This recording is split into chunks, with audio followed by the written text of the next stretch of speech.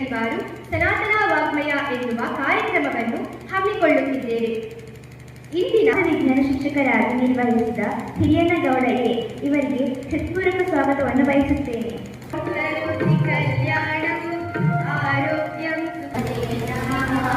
ಹೇಳಿದನು ನನ್ನ ಮನಸ್ಸನ್ನು ಏಕಾಗ್ರತೆ. Good morning to all.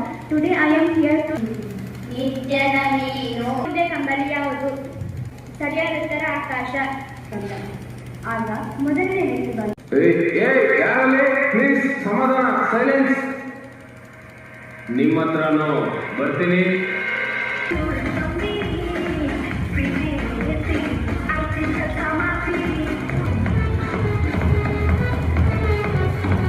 Sanskrit ಭಾಷಾಯಾಂ ಕಿಂಚಿತ್ ವಕ್ತುಂ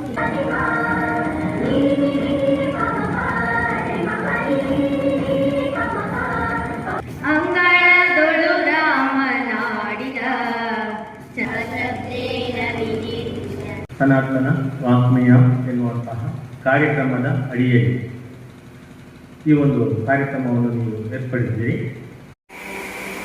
ಸಜ್ಜನರ ಸಹವಾಸವು ಸತ್ಯಗುಣವನ್ನು ಕಲಿಸುತ್ತದೆ, ಮನಸ್ಸಿನ ಬೇಸರವನ್ನು ಪರಿಹರಿಸುತ್ತದೆ, ಅಪಾರ ಮರ್ಯಾದೆ ಗಳಿಸಿಕೊಡುತ್ತದೆ, ಪಾಪವನ್ನು ಪುಣ್ಯವಾಗಿ ಮಾರ್ಪಡಿಸುತ್ತದೆ, ಮನಸ್ಸಿಗೆ ಆಹ್ಲಾದವನ್ನುಂಟು ಮಾಡುತ್ತದೆ, ಕೀರ್ತಿಯನ್ನು ತಂದುಕೊಡುತ್ತದೆ.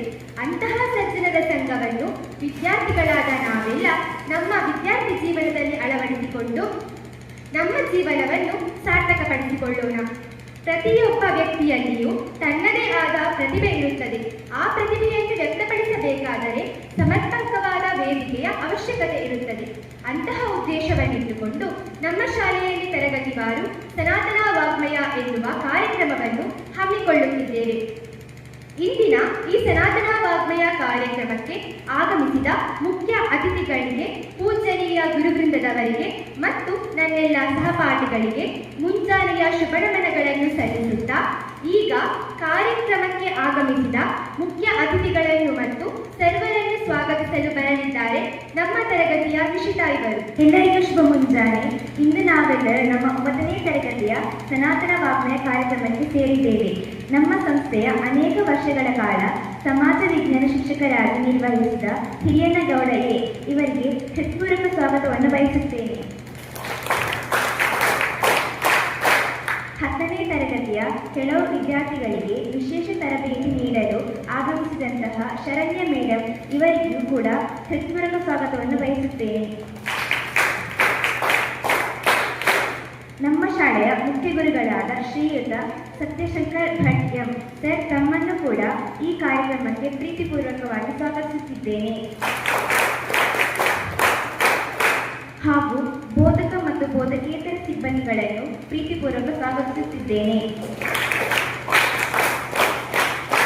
ಇಲ್ಲಿ ನೆರೆದಿರುವಂತಹ ಎಲ್ಲ ವಿದ್ಯಾರ್ಥಿನಿಯರನ್ನು ಈ ಕಾರ್ಯಕ್ರಮಕ್ಕೆ ಪ್ರೀತಿಪೂರ್ವಕ ಸ್ವಾಗತಿಸುತ್ತಾ ನನ್ನ ಈ ಸ್ವಾಗತ ಕಾರ್ಯಕ್ರಮವನ್ನು ಮುಗಿಸುತ್ತಿದ್ದೇನೆ. ವಂದನೆಗಳು. ಕಾರ್ಯಕ್ರಮಕ್ಕೆ ಆಗಮಿಸಿದ ಮುಖ್ಯ ಅತಿಥಿಗಳನ್ನು ಮತ್ತು ಸರ್ವರನ್ನು ಸ್ವಾಗತಿಸಿದ ನಿಶಿತಾ ಇವರಿಗೂ ಸಹ ಸ್ವಾಗತವನ್ನು ಕೋರುತ್ತಾ, ಈಗ ದೀಪ ಪ್ರಜ್ವಲನೆಯ ಮೂಲಕ ಕಾರ್ಯಕ್ರಮಕ್ಕೆ ಚಾಲನೆ ನೀಡಬೇಕೆಂದು ಅತಿಥಿಗಳೊಂದಿಗೆ ವಿನಂತಿಸಿಕೊಳ್ಳುತ್ತಿದ್ದೇನೆ.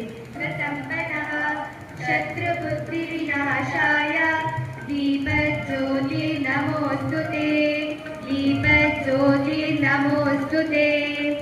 ದೀಪ ಪ್ರಜ್ವಲನೆಯ ಮೂಲಕ ಕಾರ್ಯಕ್ರಮಕ್ಕೆ ಚಾಲನೆ ನೀಡಿದ ಸರ್ ನಿಮಗೆ ವಂದನೆಗಳು. ಭಗವದ್ಗೀತೆ ಹಿಂದೂ ಧರ್ಮದ ಒಂದು ಪ್ರಮುಖ ಪವಿತ್ರ ಗ್ರಂಥವಾಗಿದೆ.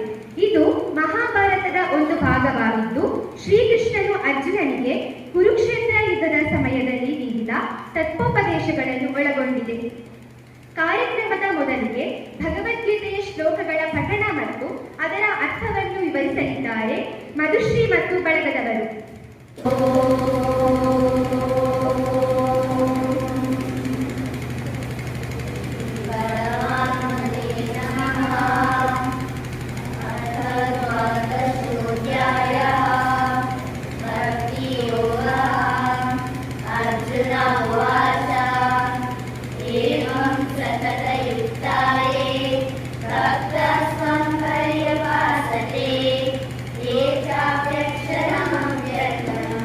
ದೇಶಂ ಕೆ ಯೋಗ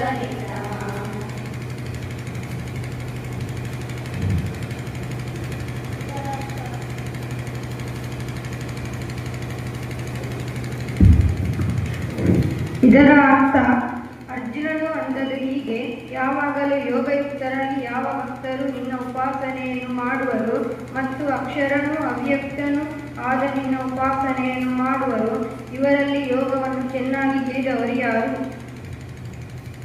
ಶ್ರೀ ಭಗವಾನುವಾಚ ಮಯ್ಯಾವೇಶಮನೋಯೇಮ ನಿತ್ಯಯುಕ್ತ ಉಪಾಸತೆ ಶ್ರದ್ಧಯಾ ಪರಯೋಪೇತ ಇದರ ಅರ್ಥ ಶ್ರೀ ಭಗವಂತನು ಹೇಳಿದನು: ನನ್ನ ಮನಸ್ಸನ್ನು ಏಕಾಗ್ರತೆಗೊಳಿಸಿ ನಿರಂತರ ನನ್ನ ಭಜನೆಯಲ್ಲಿ ಜ್ಞಾನದಲ್ಲಿ ತೊಡಗಿ ಭಕ್ತರ ಅತಿಶಯ ಶ್ರದ್ಧೆಯಿಂದ ಕೂಡಿ ಸದ್ಗುಣರೂಪಿ ಪರಮೇಶ್ವರನಾದ ನನ್ನ ಭಜಿಸುವವರು ಯೋಗಿಗಳಲ್ಲಿ ಅತಿ ಉತ್ತಮ ಯೋಗಿ ಎಂದು ನನಗೆ ಅನಿಸುತ್ತದೆ. ಭಗವದ್ಗೀತೆ ಶ್ಲೋಕಗಳನ್ನು ಪಠಿಸಿ ಅದರ ಅರ್ಥವನ್ನು ವಿವರಿಸಿದ ಮಧುಶ್ರೀ ಮತ್ತು ಬಳಗದವರಿಗೆ ಧನ್ಯವಾದಗಳು. ಮುಂದೆ ಇಂಗ್ಲಿಷ್ ಭಾಷಣವನ್ನು ಮಾಡಲಿದ್ದಾರೆ ದೀಕ್ಷಾ ಹೆಚ್ ಇವರು. Respected Chief Guest, welcome sir, teachers and my dear friends. Good morning to all. Today I am here to deliver our speech on Bhagat Singh, one of the greatest freedom fighters of India. Bhagat Singh was born on 27 September 1907 in Khatkar, Kalyan village, Punjab. He was born into a patriot family from his childhood. He loved his country and wanted to free India from British rule. The Jallianwala Bagh massacre had deep impact on him. Bhagat Singh, he decided to dedicate his life to the freedom of India. He believed that every Indian should live with dignity, freedom and self-respect. Bhagat Singh joined the freedom movement at a young age, along with his friends Shivaram Rajguru and Sukhdev Thapar. He fought bravely against British rule to protest against unjust laws. Bhagat Singh and Padmeshwar Dutt three more lethal bombs in the Central Legislative Assembly. Their intention was not to kill anyone, but to make the British government hear the voice of Indians. After throwing the bombs, they surrendered peacefully and raised the slogan "Equal Zindabad." Bhagat Singh spent many days in prison. Even there, he remained courageous. He demanded equal treatment for Indian prisoners and went on a hunger strike. His bravery and determination inspired millions of Indians. Finally, on 23 March 1931, Bhagat Singh, Rajguru and Sukhdev were hanged by the British government.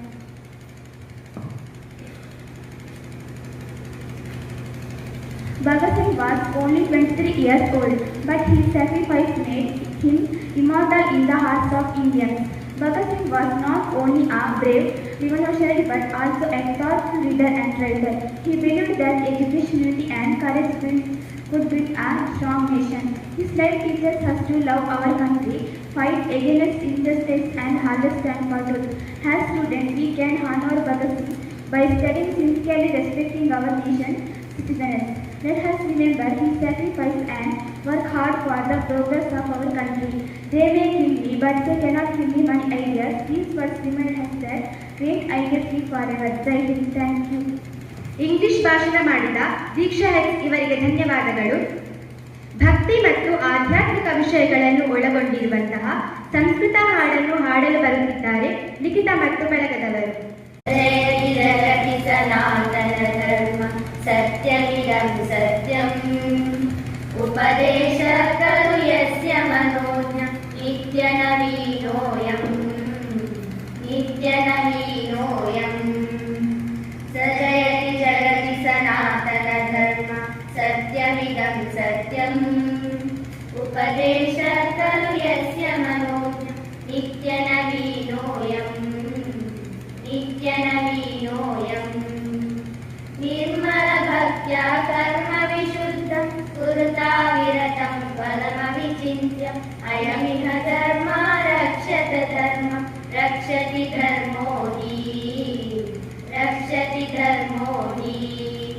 ಸಜಯತಿ ಜಗತಿ ಸನಾತನ ಧರ್ಮ ಸತ್ಯಮಿದಂ ಸತ್ಯಂ ಉಪದೇಶ ಖಲು ಯಸ್ಯ ಮನೋಜ್ಞ ನಿತ್ಯ ನವೀನೋಯಂ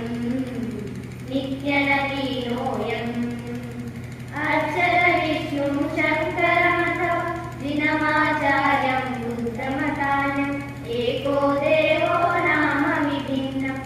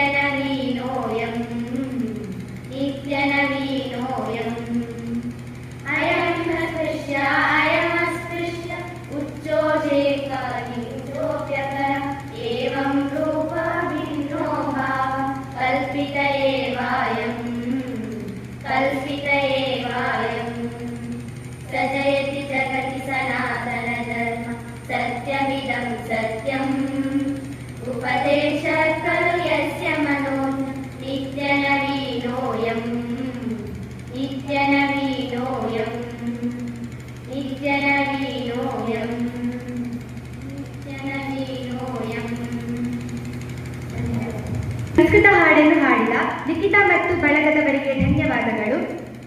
ಹಾಸ್ಯಾತ್ಮಕ ಮತ್ತು ವಿಮರ್ಶಾತ್ಮಕ ಪ್ರಶ್ನೆಗಳು ಅಥವಾ ಮಾತುಗಳನ್ನು ಒಗಟು ಎನ್ನಬಹುದು. ಇಂತಹ ಒಗಟುಗಳಲ್ಲಿ ರಹಸ್ಯ ಅಡಗಿರುತ್ತದೆ. ಈಗ ಒಗಟುಗಳನ್ನು ತಮ್ಮ ಮುಂದೆ ಕೇಳಲು ಬರುತ್ತಿದ್ದಾರೆ ಎನ್ನುತ್ತಾ ಇವರು. ಎಲ್ಲರಿಗೂ ಶುಭ ಮುಂಜಾನೆ. ಇಂದು ನಿಮಗೆಲ್ಲರಿಗೂ ಒಗ್ಗಟ್ಟನ್ನು ಕೇಳಲು ಬಯಸುತ್ತೇನೆ.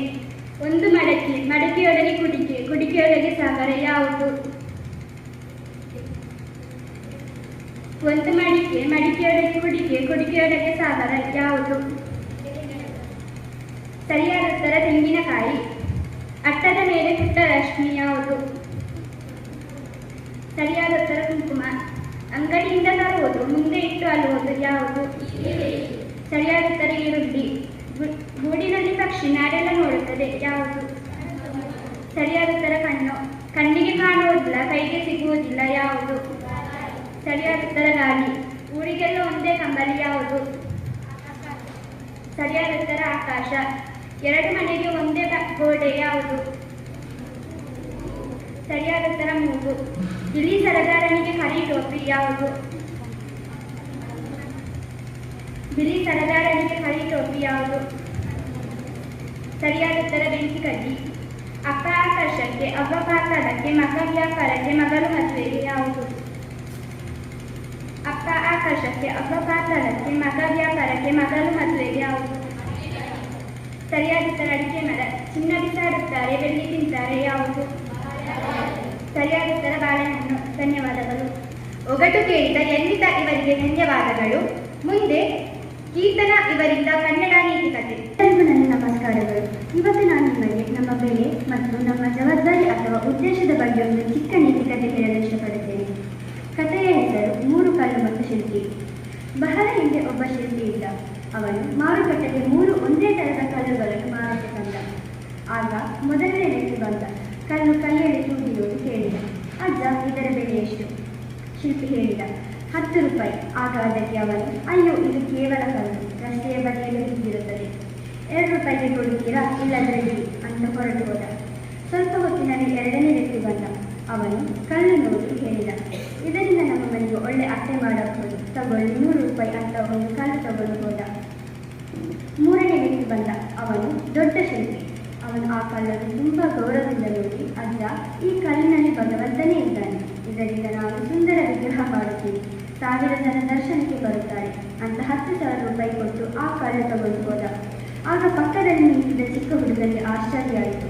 ಅವನು ಓಡಿ ಬಂದು ಅಜ್ಜನ ಹತ್ರ ಕೇಳಿದ, ಅಜ್ಜ, 3 ಕಲ್ಲು ಒಂದೇ ಥರ ಇರ್ತದಾನೆ, ಒಂದೇ ಗಾತ್ರ, ಒಂದೇ ಬಣ್ಣ, ಹಾಗಾದರೆ ಒಂದಕ್ಕೆ 2 ರೂಪಾಯಿ, ಒಂದಕ್ಕೆ 100 ರೂಪಾಯಿ, ಇನ್ನೊಂದಕ್ಕೆ 10,000 ರೂಪಾಯಿ ಯಾಕೆ? ಅದಕ್ಕೆ ಅಜ್ಜ ಹೇಳಿದ, ಮಗನೇ, ಕಲ್ಲಿನ ಬೆಲೆ ಕಲ್ಲಿನ ನಿರ್ಧಾರ ಆಗಲ್ಲ, ಅದನ್ನು ಯಾರು ಹೇಗೆ ನೋಡುತ್ತಾರೆ, ಯಾರು ಯಾವ ಕೆಲಸಕ್ಕೆ ಉಪಯೋಗಿಸುತ್ತಾರೆ ಅದರ ಮೇಲೆ ಇರುತ್ತದೆ. ಗೌರವಾನ್ವಿತರೆ, ಈ ಕಥೆ ನಮಗೆಲ್ಲರಿಗೊಂದು ಪಾಠ ಹೇಳುತ್ತದೆ.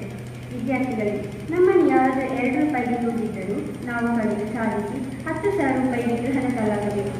ಗುರುಗಳಿಗೆ, ನೀವು ಶಿಲ್ಪಿಗಳಿದ್ದಂತೆ ಯಾವ ಕಲ್ಲನ್ನು ಯಾವ ವಿಗ್ರಹ ಮಾಡಬೇಕು ಅಂತ ನಿಮಗೆ ಗೊತ್ತು. ಹಾಗಾದರೆ ಕೊನೆಯಲ್ಲಿ ಒಂದು ಪ್ರಶ್ನೆ, ನಾವು ಯಾವ ಕಲ್ಲು ಆಗಬೇಕು? 2 ರೂಪಾಯಿ ಕಲ್ಲ, 100 ರೂಪಾಯಿ ಕಲ್ಲ, 10,000 ರೂಪಾಯಿಯ ಮೌಲ್ಯದ ವಿಗ್ರಹದ ಕಲ್ಲ? ನಿರ್ಧಾರ ನಮ್ಮ ಕೈಯಲ್ಲಿದೆ. ಎಲ್ಲರಿಗೂ ಧನ್ಯವಾದಗಳು. ಕನ್ನಡ ನೀತಿಕತೆ ಹೇಳಿದ ಕೀರ್ತನ ವಿನೋದ್ ಇವರಿಗೆ ಧನ್ಯವಾದಗಳು. ಇದೀಗ ನಿಮ್ಮ ಮುಂದೆ ಹಾಸ್ಯಮಯವಾಗಿ ಮನರಂಜಿಸಲು ಬರಲಿದ್ದಾರೆ ಲಿಖಿತ್ ಮತ್ತು ಬಳಗದವರು. ಪ್ಲೀಸ್ ಸಮಾಧಾನ, ಸೈಲೆನ್ಸ್. ನಿಮ್ಮ ಹತ್ರನೂ ಬರ್ತೀನಿ. Kausala ಕರ್ತವ್ಯಂ ದೈವಮಾನ್ನಿಕಂ. You have to give me paisa. I am a beggar boy. 10 ರೂಪಾಯಿ ತಗೋ, ಮಡಕಲ್ಲಿ ಹಾಕ್ಸಲ್ಲಪ್ಪ. ತುಂಬಾ ಥ್ಯಾಂಕ್ಸ್ ಓಲ್ಡ್ ಮ್ಯಾನ್. ಬೇಗ ನಿಮ್ಮ ಅಡ್ರೆಸ್ ಬರ್ಬಿಟ್ಟು ಅಪ್ಪಿತ ಬಿಡಿ. ಅಲ್ಲಪ್ಪ, ಬೆಳಗಿಂದ ಒಂದೇ ಕಾಲಲ್ಲಿ ನಿಂತ್ಕೊಂಡು ಒಂದೇ ಸಮಯ ಭಿಕ್ಷೆ ಬಿಡ್ತೀಯಲ್ಲ, ಕಾಲು ಉಳಿದಿಲ್ಲಪ್ಪ. ನೋವಾಗ್ಲೇಬೇಕಲ್ಲ ದೊಡ್ಡವರು. ಅವಾಗ ಏನಪ್ಪ ಮಾಡ್ತೀಯಾ? ಚೇಂಜ್ ಮಾಡ್ಕೊಂಡು ಹೆಂಗ್ ನಿಂತ್ಕೋತೀನಿ. ಅನಾವಶ್ಯವಾಗಿ ಹೋಗ್ನಲ್ಲಪ್ಪ, ಬೇಗ ಲೊಕೇಶನ್ ಚೇಂಜ್ ಮಾಡ್ಬೇಕು. ಹರಿಶ್ಚಂದ್ರಗೆ ಅಲ್ಲಗಚ್ಚಿ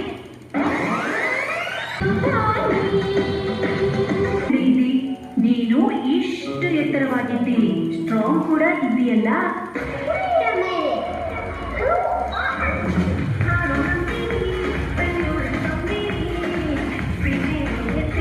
I think that's how I feel.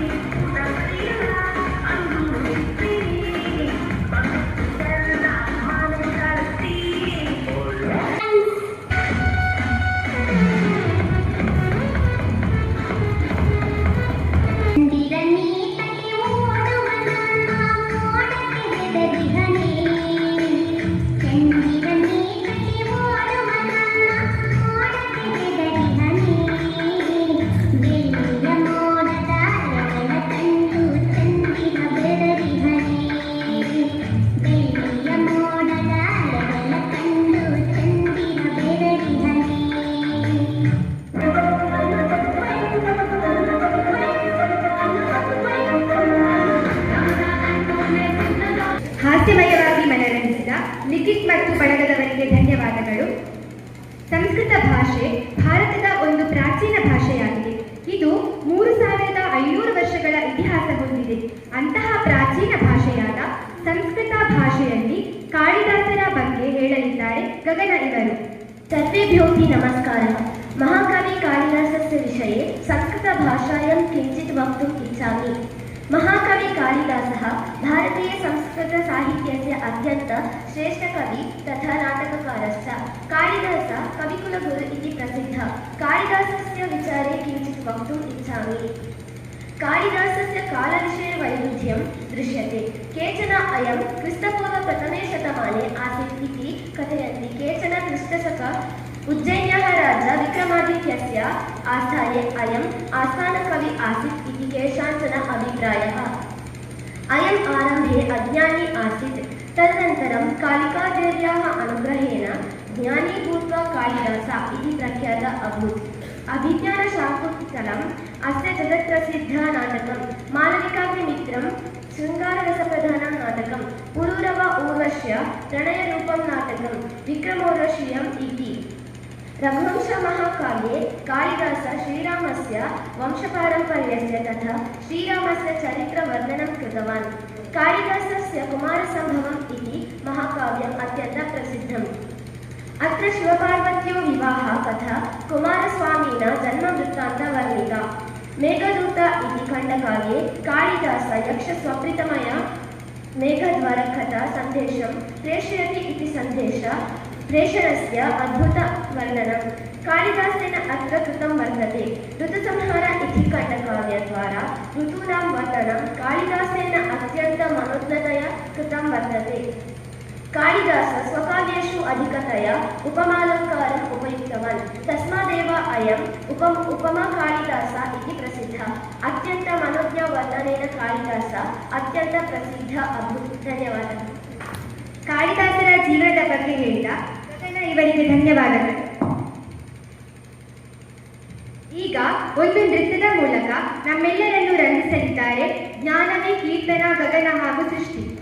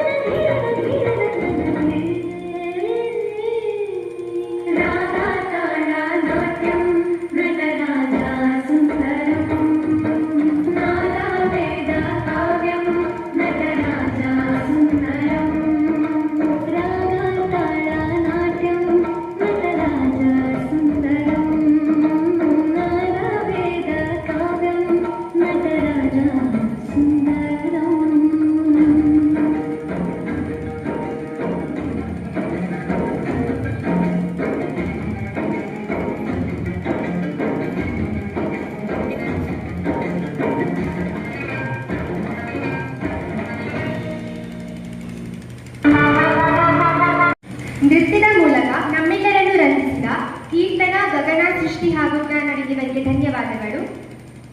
ಭಕ್ತಿ ಮತ್ತು ಶ್ರದ್ಧೆಯಿಂದ ಕೂಡಿದ ಒಂದು ಸಾಂಪ್ರದಾಯಿಕ ಪೂಜಾ ವಿಧಾನವನ್ನು ಭಜನೆ ಎನ್ನುತ್ತಾರೆ.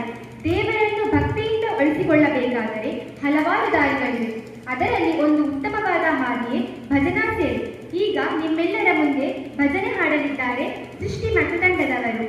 ಅಂಗಳದೊಳು ರಾಮನಾಡಿದ ಚಂದ್ರ ಬೇಕು ಎಂದು ಹಠ ಮಾಡಿದ. ಅಂಗಳದೊಳು ರಾಮನಾಡಿದ ಚಂದ್ರ ಬೇಕು ಎಂದು ಹಠ ಮಾಡಿದ. ಅಂಗಳದೊಳು ರಾಮನಾಡಿದ ಚಂದ್ರ ಬೇಕು ಎಂದು ಹಠ ಮಾಡಿದ. ಅಂಗಳದೊಳು ರಾಮನಾಡಿದ ಚಂದ್ರ ಬೇಕು ಎಂದು ಹಠ ಮಾಡಿದ. ತಾಯಿಯ ಕರೆದು ಕೈ ಮಾಡಿ ತೋರಿದ, ಮುಗಿಲ ಕಡೆಗೊಮ್ಮೆ ದೀಟಿಸಿ ನೋಡಿದ ರಾಮ. ತಾಯಿಯ ಕರೆದು ಕೈ ಮಾಡಿ ತೋರಿದ, ಮುಗಿಲ ಕಡೆಗೊಮ್ಮೆ ದೀಟಿಸಿ ನೋಡಿದ ರಾಮ. ಚಿನಿಗೋಳು ಚೆಂಡು ಬುಗರಿ ಎಲ್ಲವ ಬೇಡ ಬೇಡ ಎಂದು ಬೀಸಾಡಿದ. ಚಿನಿಗೋಳು ಚೆಂಡು ಬುಗರಿ ಎಲ್ಲವ ಬೇಡ ಬೇಡ ಎಂದು ಬೀಸಾಡಿದ. ಅಂಗಳದೊಳು ರಾಮನಾಡಿದ ಚಂದ್ರ ಬೇಕು ಎಂದು ಹಠ ಮಾಡಿದ. ಅಂಗಳದೊಳು ರಾಮನಾಡಿದ ಚಂದ್ರ ಬೇಕು ಎಂದು ಹಠ ಮಾಡಿದ. ಅಳುವ ಧ್ವನಿಯ ಕೇಳಿ ರಾಜನು ಮಂತ್ರಿ ಸಹಿತಾಗಿ ಧಾವಿಸಿ ಬಂದನು ರಾಮ. ಅಳುವ ಧ್ವನಿಯ ಕೇಳಿ ರಾಜನು ಮಂತ್ರಿ ಸಹಿತಾಗಿ ಧಾವಿಸಿ ಬಂದನು ರಾಮ. ನಿಲ್ಲುವ ಕನ್ನಡಿ ತಂದು ಇರಿಸಿದ, ಶ್ರೀರಾಮನ ಎತ್ತಿ ಮುದ್ದಾಡಿದ. ನಿಲ್ಲುವ ಕನ್ನಡಿ ತಂದು ಇರಿಸಿದ, ಶ್ರೀರಾಮನ ಎತ್ತಿ ಮುದ್ದಾಡಿದ. ಅಂಗಳದೊಳು ರಾಮನಾಡಿದ ಚಂದ್ರ ಬೇಕು ಎಂದು ಹಠ ಮಾಡಿದ. ಅಂಗಳದೊಳು ರಾಮನಾಡಿದ ಚಂದ್ರ ಬೇಕು ಎಂದು ಹಠ ಮಾಡಿದ. ಕನ್ನಡಿಯೊಳು ಬಿಂಬ ನೋಡಿದ, ಚಂದ್ರ ಸಿಕ್ಕಿದನೆಂದು ಕುಣಿದಾಡಿದ ರಾಮ. ಕನ್ನಡಿಯೊಳು ಬಿಂಬ ನೋಡಿದ, ಚಂದ್ರ ಸಿಕ್ಕಿದನೆಂದು ಕುಣಿದಾಡಿದ ರಾಮ. ಈ ಸಂಭ್ರಮ ನೋಡಿ ಆದಿಕೇಶವ ರಘುವಂಶವನ್ನೇ ಕೊಂಡಾಡಿದ. ಈ ಸಂಭ್ರಮ ನೋಡಿ ಆದಿಕೇಶವ ರಘುವಂಶವನ್ನೇ ಕೊಂಡಾಡಿದ. ಅಂಗಳದೊಳು ರಾಮನಾಡಿದ ಚಂದ್ರ ಬೇಕು ಎಂದು ಹಠ ಮಾಡಿದ. ಅಂಗಳದೊಳು ರಾಮನಾಡಿದ ಚಂದ್ರ ಬೇಕು ಎಂದು ಹಠ ಮಾಡಿದ. ಚಂದ್ರ ಬೇಕು ಎಂದು ಹಠ ಮಾಡಿದ. ಬೇಕು ಎಂದು ಹಠ ಮಾಡಿದ. ಭಜನೆಯನ್ನು ಮಾಡಿದ ಸೃಷ್ಟಿ ಮತ್ತು ತಂಡದವರಿಗೆ ಧನ್ಯವಾದಗಳು. ಈಗ ಕೊನೆಯ ಕಾರ್ಯಕ್ರಮವಾಗಿ ಐಕ್ಯ ಮಂತ್ರವನ್ನು ಹೇಳಲು ಬರಲಿದ್ದಾರೆ ಸ್ವಾತಿ ಮತ್ತು ಬಳಗದವರು.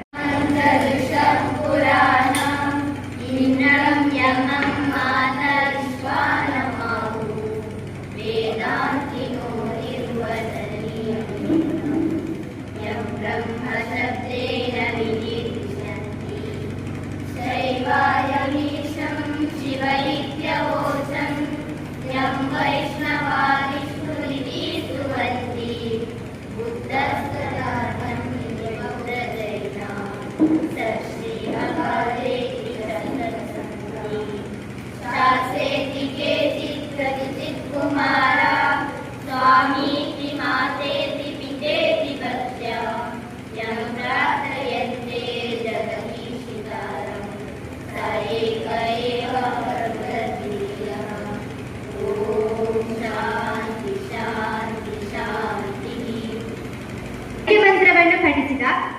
ಮತ್ತು ಬಳಗದವರಿಗೆ ಧನ್ಯವಾದಗಳು. ಕಾರ್ಯಕ್ರಮದ ಕೊನೆಯಲ್ಲಿ ಧನ್ಯವಾದ ಸಮರ್ಪಣೆ ಹರ್ಷಿಣಿಯವರಿಂದ. ಎಲ್ಲರಿಗೂ ಶುಭ ಮುಂಜಾನೆ. ಯಾವುದೇ ಒಂದು ಕಾರ್ಯಕ್ರಮ ಪ್ರಾರಂಭವಾದ ಮೇಲೆ ಅಂತ್ಯವಾಗಲೇಬೇಕು. 2026-27ನೇ ಸಾಲಿನ 9ನೇ ತರಗತಿ ವಿದ್ಯಾರ್ಥಿಗಳ ಸನಾತನ ವಾಂಗ್ಮಯ ಕಾರ್ಯಕ್ರಮಕ್ಕೆ ಆಗಮಿಸಿ ದೀಪ ಪ್ರಜ್ವಲನೆಯ ಮೂಲಕ ಜ್ಞಾನದೀಪವನ್ನು ಪ್ರಜ್ವಲಿಸಿದ ಇಂದಿನ ಕಾರ್ಯಕ್ರಮದ ಮುಖ್ಯ ಅತಿಥಿಗಳಾದ ನಿವೃತ್ತ ಮುಖ್ಯ ಗುರುಗಳಾದ ಹಿರಿಯಣ್ಣಗೌಡ ಸರ್, ನಿಮಗೆ ನಮ್ಮ ಕಾರ್ಯಕ್ರಮದ ಪರವಾಗಿ ಧನ್ಯವಾದಗಳು. ಹಾಗೆಯೇ ಉಪಸ್ಥಿತಿ ಇದ್ದ ಶರಣ್ಯ ಮೇಡಂ, ನಿಮಗೂ ಧನ್ಯವಾದಗಳು. ನಮ್ಮ ಶಾಲಾ ಮುಖ್ಯ ಗುರುಗಳಾದ ಶ್ರೀಯುತ ಸತ್ಯಶಂಕರ್ ಭಟ್ ಸರ್, ಇವರಿಗೂ ಧನ್ಯವಾದಗಳು. ಹಾಗೆಯೇ ಶಿಕ್ಷಕೇತರ ಸಿಬ್ಬಂದಿಗಳಿಗೂ ಧನ್ಯವಾದಗಳು. ಹಾಗೂ ಎಲ್ಲ ಸಹಪಾಠಿಗಳಿಗೂ ಧನ್ಯವಾದಗಳು.